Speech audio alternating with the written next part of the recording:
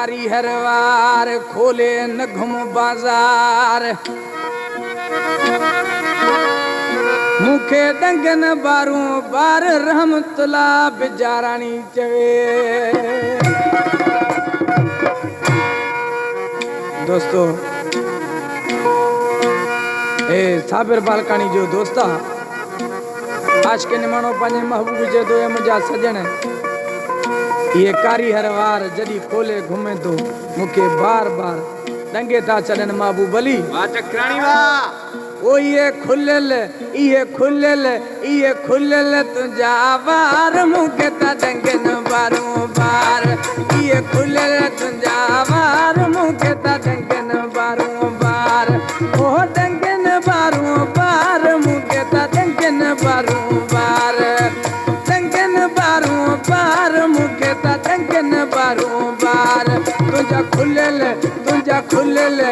ये खुलल तुझा वार मुखे ता डंगन बारू बार तुझा खुलल ये वार मुखे ता डंगन बारू बार।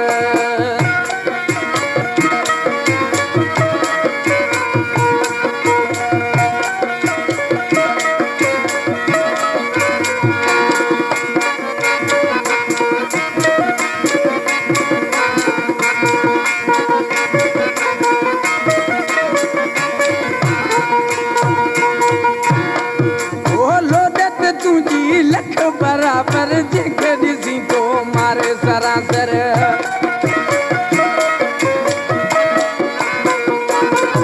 हेलो दत तुझी लख बराबर जेके ॾिसी तो मारे सरासर अखड़ियूं सुरमेदार मुखे ता डंगन बारू बार अखड़ियूं सुरमेदार मुखे ता डंगन बारू बार ओ डंगन बारू बार मुखे ता डंगन बारू बार डंगन बारू बार मुखे डंगन बारू बार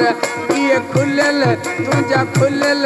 आ खुलल तुझा बार मुखे ता डंगन बारू बार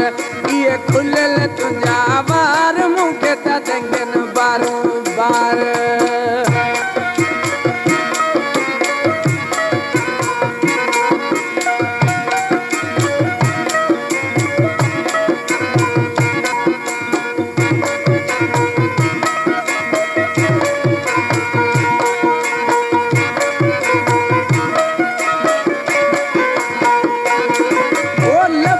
तुझा लाल गुलाबी घुमण तुझो चाल शराबी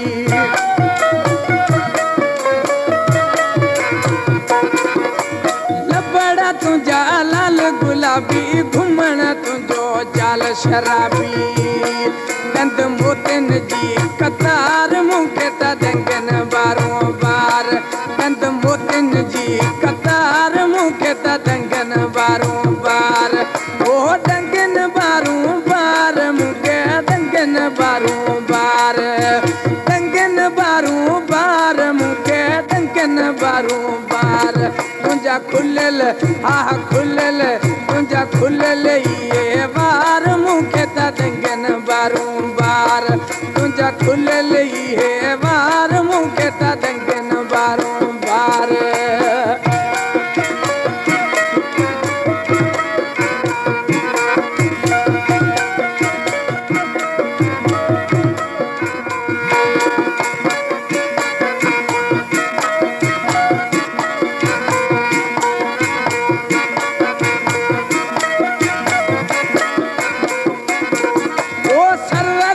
नहीं मटक तुझो तू ही यही मालिक मुझो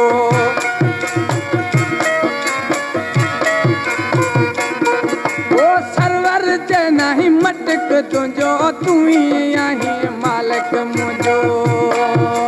सरस कई सिंगार मुखे ता डंगन बारू बार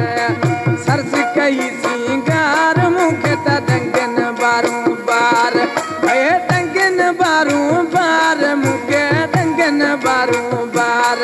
ओ डंगन बारू बार मुखे डंगन बारू बार तुझा खुलल